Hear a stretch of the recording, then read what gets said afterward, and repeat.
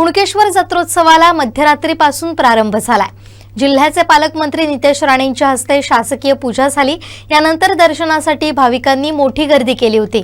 महाराष्ट्र राज्याचे उपमुख्यमंत्री एकनाथ शिंदे, खासदार नारायण राणे, आमदार रवींद्र फाटक, निलेश राणे, किरण सामंत, माजी आमदार वैभव नाईक कुणकेश्वराच्या दर्शनासाठी आले होते। या जत्रोत्सवाचा आम्ही घेतलेला हा आढावा।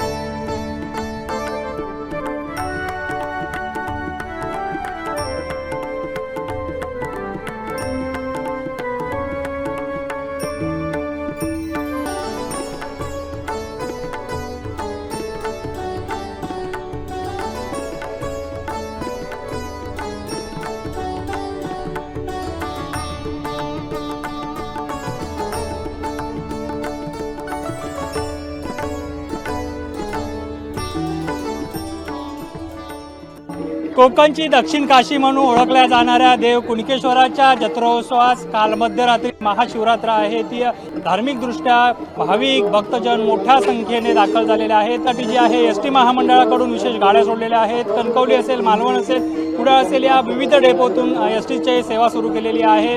आणि आपण जर पाहिलं तर भाविक देखील मोठ्या संख्येने या ठिकाणी दाखल झालेले आहेत। सकाळपासून मोठमोठ्या रांगा आहेत त्या लागलेल्या आहेत आणि या सर्व येणाऱ्या भाविकांचं जे नियोजन आहे ते अगदी चांगल्या पद्धतीने कुणकेश्वर देवस्थान ट्रस्ट यांच्यामार्फत करण्यात आलेलं आहे।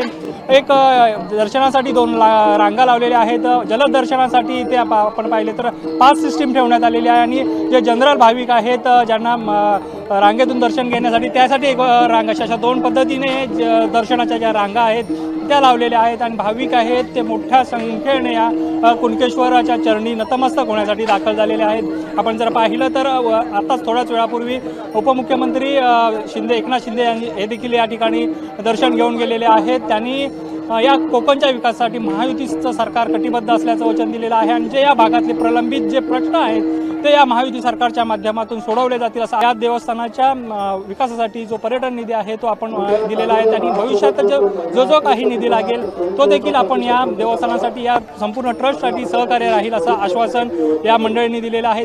एकंदरीत राजकीय नेते मंडळींची मंडळी असतानाच भाविक देखील मोठ्या संख्येने आहेत। माजी आमदार वैभव नाईक देखील या कुणकोबा चरणी नतमस्तक झाले होते। त्याचबरोबर सायंकाळी उशिरा अनेक राजकीय नेते देखील या ठिकाणी दाखल होणार आहेत आणि त्याचबरोबर इथे जी कुणकोबा चरणी भजन सेवा आहे ती आपल्या महाराष्ट्र राज्यातले विविध जे भजनी बुवा आहेत ते सादर करत आहेत।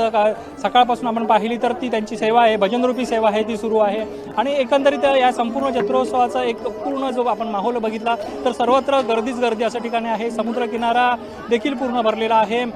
दर्शनासाठी मोठ्या प्रमाणावरती रांगा आहेत। पोलिसांचा देखील चोख बंदोबस्त आहेत।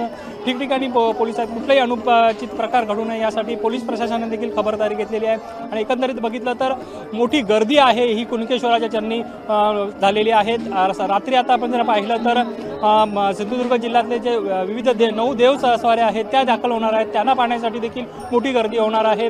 त्याच्यानंतर उद्या या जत्रोत्सवाची सांगता होणार आहेत। एकंदरीत संपूर्ण जर आपण या जत्रोत्सवाचा आढावा घेतला तर लाखो भाविक या कुणकोबाच्या दर्शनासाठी दाखल झालेल्या